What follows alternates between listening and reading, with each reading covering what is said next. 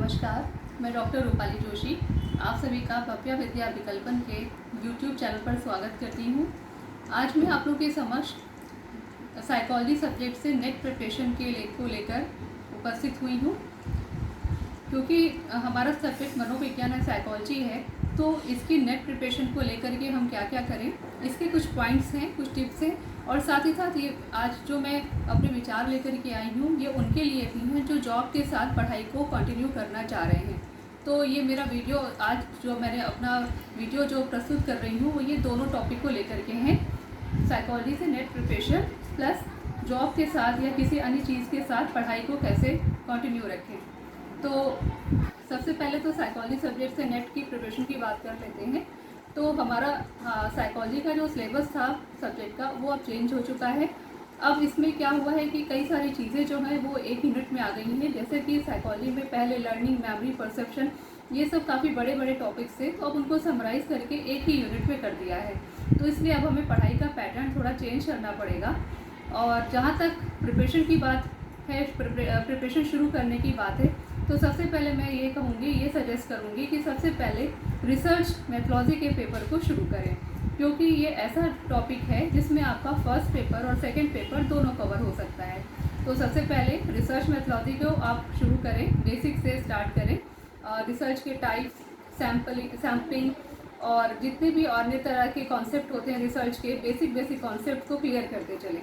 तो सबसे पहले आप इसकी तरफ फोकस करें। रिसर्च मेथोडोलॉजी के कॉन्सेप्ट्स के ऊपर आपकी अच्छी पकड़ होनी चाहिए, तो इससे आपका फर्स्ट पेपर और सेकंड पेपर दोनों अच्छे से तैयार हो सकता है।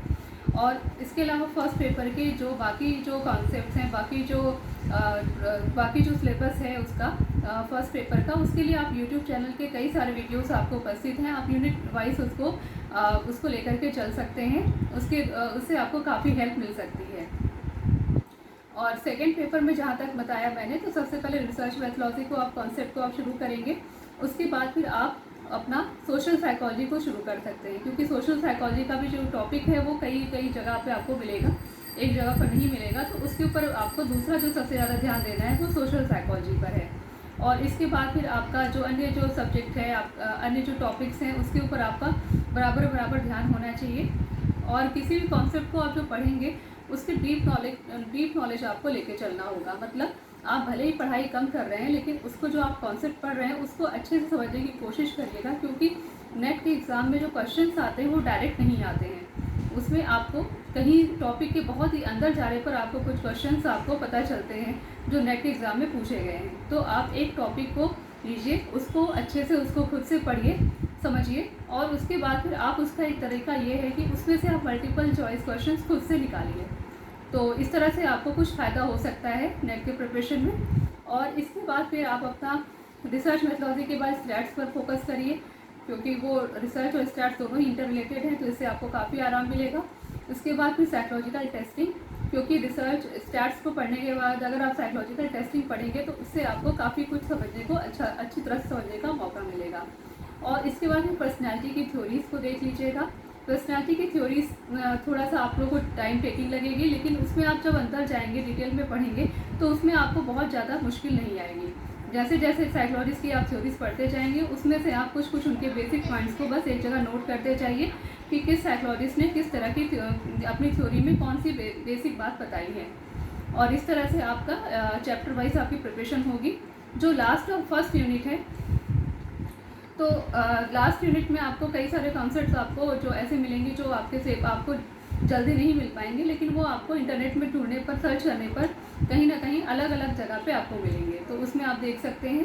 और फर्स्ट यूनिट में कुछ फिलोसफिकल टाइप के क्वेश्चंस आपको ज़्यादा मिल रहे हैं, तो उसको आप नेट के थ्रू थोड़ा आप करके पढ़ सकते हैं। लेकिन जो ब्रीफ साइकोलॉजी वाला जो कॉन्सेप्ट है उसके ऊपर आप पूरा फोकस करके अच्छे से पढ़िए, तो उसमें आपको कई सारे पॉइंट्स आपको मल्टीपल चॉइस क्वेश्चन में मिल जाएंगे। तो आपका जो ब्रीफ साइकोलॉजी, जैसे जो डिफरेंट स्कूल्स ऑफ साइकोलॉजी है, उसके ऊपर आप थोड़ा सा पकड़ अच्छी रखेंगे तो आपको फर्स्ट यूनिट में अच्छे नंबर मिल सकते हैं। तो इस तरह से आप सेकेंड पेपर को अच्छे से आप इसकी तैयारी शुरू कर सकते हैं। और इसमें जो लर्निंग, मेमोरी, परसेप्शन जो पहले बहुत डिटेल में हम लोग पढ़ते थे, उसको उतनी डिटेल में नहीं पढ़ना है। जो आप जैसे मेमोरी है तो मॉडल बेस्ड मेमोरी आपको पढ़नी है, मतलब मेमोरी के जो मॉडल्स है डिफरेंट टाइप के, उसके ऊपर आपको फोकस करना है। और जहाँ तक फर्स्ट पेपर की बात है तो मैंने पहले ही कहा कि उसमें भी रिसर्च मेथोडोलॉजी का टॉपिक आपको कवर करेंगे तो अच्छा रहेगा। और इसके अलावा आपको जो सेंटेंस वाले जो क्वेश्चंस आते हैं, पैराग्राफ वाले जो क्वेश्चंस आते हैं, उसमें आप पैराग्राफ को ब्रेक करते हुए करिए। मतलब एक एक पैराग्राफ को ब्रेक करिए, फिर दूसरे पैराग्राफ को रिलेट करिए कि ये इससे कैसे रिलेट हो रहा है, तो अब उसको सॉल्व करने में आपको काफ़ी आसानी होगी। तो ये तो हो गए नेट की प्रिपरेशन की बातें, ये आपको कंटिन्यू करना है। और बुक्स आप लोगों को सबको पता ही होगी। हिंदी में AK सिंह की बुक काफ़ी अच्छी मानी जाती है प्रिपरेशन के लिए, और इंग्लिश में बैरन की बुक है, NCERT की बुक्स हैं, बहुत सारी बुक्स आपको सभी मेरे ख्याल से अब तो सभी को पता होंगी। और इसके साथ साथ आप पुराने जो क्वेश्चंस हैं, आपको जो अनसॉल्व पेपर्स आपको पिछले साल के मिल सकते हैं, तो वो भी आपके लिए काफ़ी हेल्पफुल होंगे। और सब इसके साथ साथ मैंने जो ये बोला कि आप अपने से कोशिश करिए मल्टीपल चॉइस क्वेश्चंस खुद से उसमें सिलेबस में से चैप्टर में से खोजने की, तो इससे आपको बहुत अच्छे से डीप नॉलेज हो सकेगा अपने सब्जेक्ट में। और अब हम बात करते हैं कि पढ़ाई को, अपनी प्रिपरेशन को जॉब के साथ या किसी अन्य वजह से जब आपको पढ़ाई का टाइम नहीं मिल पा रहा ज़्यादा, तो उसमें कैसे मैनेज करें। क्योंकि जो अब जैसे कि नेट की प्रिपरेशन के लिए कभी कभी क्या होता है कि हमारा नेट स्टूडेंट लाइफ से नहीं निकल पाता है, तो उसके लिए हमें आगे भी कोशिश करनी पड़ती है। तो उसमें होता क्या है कि क्योंकि अब स्टूडेंट तो है नहीं, तो अब हमें पढ़ाई के लिए उतना टाइम नहीं मिल पाता जितना पहले मिल पाता था, या तो जॉब की वजह से, या तो जैसे शादी हो गई तो आप अब घर में हाउसवाइफ हैं, घर में बहुत सारे काम हैं, बच्चे हैं, तो किस तरह से अपनी पढ़ाई को मैनेज करें। तो मैं बस पहली चीज़ तो ये बोलूँगी कि अपने दिमाग को बिल्कुल एक तैयार कर लीजिए। एक टारगेट आपके पास है, आपको उसको पूरा करना ही है किसी भी हाल में। कोई भी चीज़ आप पा सकते हैं, बस आपको अपने दिमाग को समझाना है। अब आप ऐसा मत सोचिए कि मुझे टाइम नहीं मिल रहा है पढ़ने का, मेरे घर में बहुत काम है, मैं थक जाती हूँ, ये वगैरह। तो ये सब तो प्रैक्टिकल चीज़ें हैं, दिक्कतें तो हैं, लेकिन आपको उनमें से, क्योंकि आपने ही सोचा है नेट निकालने का, आपकी ही इच्छा है, तो आपको ही इससे निकलना, इसका सोल्यूशन भी आपको ही निकालना पड़ेगा। तो मैं सब बस कुछ टिप्स दे सकती हूँ।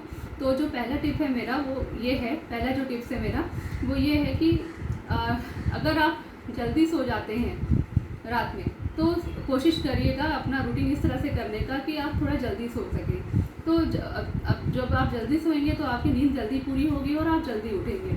तो घर वाले जो सोकर उठते हैं, उससे अगर आप 1-2 घंटा पहले उठ जाते हैं, तो वो 1-2 घंटा जो आपको एक्स्ट्रा मिलता है उसको आप अपनी पढ़ाई में यूज़ कर सकते हैं सबके जागने से पहले, क्योंकि सब लोग जागेंगे तब आपका काम शुरू होगा। तो एक तो ये आप ले सकते हैं।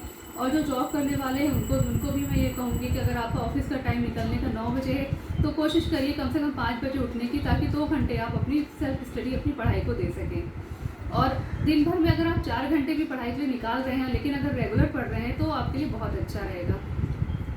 और दूसरी चीज़ ये कि ऑफिस का जो काम है उसमें आप थक भी जाते होंगे, आपको आने के बाद थकान लगती होगी, तो ये बिल्कुल नेचुरल है। इसमें कोई गिल्ट फीलिंग की नहीं रखनी चाहिए कि मैं ऑफिस से आके थक जाता हूँ, मैं पढ़ नहीं पाता हूँ। तो कोशिश करिए रेस्ट करने की, आधे घंटे तक आप अपने दिमाग को, अपने को थोड़ा रिलैक्स करिए, थोड़ा सा आराम दीजिए। उसके बाद फिर आप फिर से अपना जो भी कम से कम 2 घंटे के लिए आप शाम को भी थोड़ा सा टाइम निकाल पाइए। ऐसा रूटीन कुछ अगर बना सकते हैं तो बहुत अच्छा रहेगा। और जो अब जैसे मोबाइल है, हम जितना टाइम हम मोबाइल में स्पेंड करते हैं, उसमें अगर हम मोबाइल का ही यूज़ अपनी कुछ पढ़ाई के लिए अगर कर सकते हैं, तो वो भी हमारे लिए बहुत अच्छा रहेगा। और जैसे हाउसवाइफ्स हैं, तो वो अपने घर के काम को कुछ इस तरह से मैनेज करें कि अगर उनको दिन में 1-2 घंटा अगर एक्स्ट्रा मिल रहा है, तो उसको कहीं ना कहीं वो अपनी पढ़ाई से रिलेट करें। और यूट्यूब में बहुत सारे ऐसे चैनल्स हैं जो आप घर बैठे आप किसी टॉपिक पर, किसी पर अपनी तैयारी कर सकते हैं, तो वो भी बहुत हेल्पफुल रहेगा। और कहीं किसी तरह से कोई गॉसिपिंग या कोई निगेटिविटी वाली चीज़ों से बहुत दूर रहें, क्योंकि उनसे क्या होता है, माइंड डाइवर्ट होता है, ध्यान नहीं लगता, बहुत सारी चीज़ें दिमाग में आती हैं, तो उससे क्या होता है, पढ़ाई कहीं ना कहीं इफेक्टेड होती है। तो अपने आप को पॉजिटिव चीज़ों के साथ रिलेट करने की कोशिश करिए। जहाँ भी निगेटिविटी या जहाँ भी कुछ ऐसी प्रॉब्लम आ रही है, तो उससे अपने आप को दूर रखने की कोशिश करिए। और एक चीज़ और है कि जितनी भी आप बुरी कंडीशन में हो, जितनी भी ख़राब सिचुएशन हो, अगर आप मेहनत कर रहे हैं, अपनी पढ़ाई को लेकर आप सिंसियर हैं, तो सामने वाला पर्सन कभी ना कभी आपको सपोर्ट ज़रूर करेगा।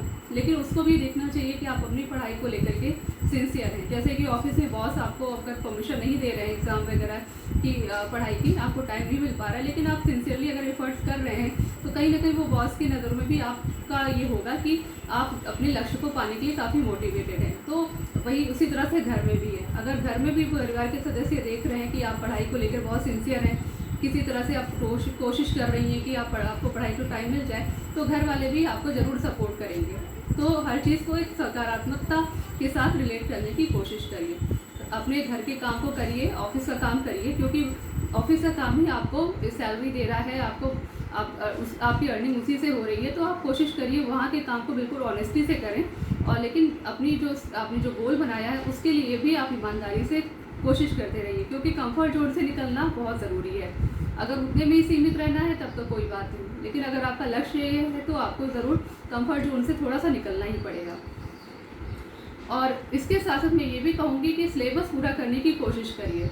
बिना तैयारी के, बिना सिलेबस को कंप्लीट किए हुए एग्ज़ाम मत दीजिएगा। मेरी यही एडवाइस है कि बिना सिलेबस को जब तक पूरा नहीं कर लेते तब तक एग्ज़ाम मत दीजिएगा, क्योंकि आपका सिलेबस कंप्लीट नहीं हो पाया है। तो अगर सिलेबस कंप्लीट नहीं हुआ है तो आपका एग्ज़ाम भी अच्छा नहीं होगा। इससे आपको कहीं ना कहीं एक निराशा की भावना आएगी, एक डिप्रेसिव फीलिंग आएगी। तो उसको दूर करने के लिए आप पहले अपने सिलेबस को कंप्लीट करिएगा, उसके बाद फिर एग्ज़ाम देने की कोशिश करिए, भले ही जितना टाइम लग जाए। तो इस तरह से मेरे कुछ व्यूज़ थे, मेरे कुछ प्रैक्टिकल बातें थी पढ़ाई को लेकर के, किस तरह से आप अपनी पढ़ाई को मैनेज कर सकते हैं अपने घर के काम और ऑफिस के काम के साथ साथ, और नेट की प्रिपरेशन को किस तरह से शुरू कर सकते हैं। तो अपना ध्यान रखिएगा, सकारात्मक तरीके से अगर सोचेंगे तो सब कुछ आपको मिल सकता है। लक्ष्य को पाने के लिए थोड़ी सी तो कहीं ना कहीं दिक्कतों का सामना करना पड़ता है, हर कुछ आसानी से नहीं मिल पाता है, थोड़ी मेहनत अपनी तरफ से आपको एक्स्ट्रा करनी पड़ती है, तभी आपका भविष्य आपके अनुसार बनता है। तो अपना ध्यान रखिएगा, और अगर आप दिल से अगर नेट की प्रिपरेशन करना चाह रहे हैं या फिर कोई किसी अन्य एग्ज़ाम की तैयारी करना चाह रहे हैं जॉब के साथ या घर के कामों के साथ, तो ज़रूर आप उसमें सक्सेस होंगे अगर आप उसको ईमानदारी से करेंगे। तो थैंक यू सो मच।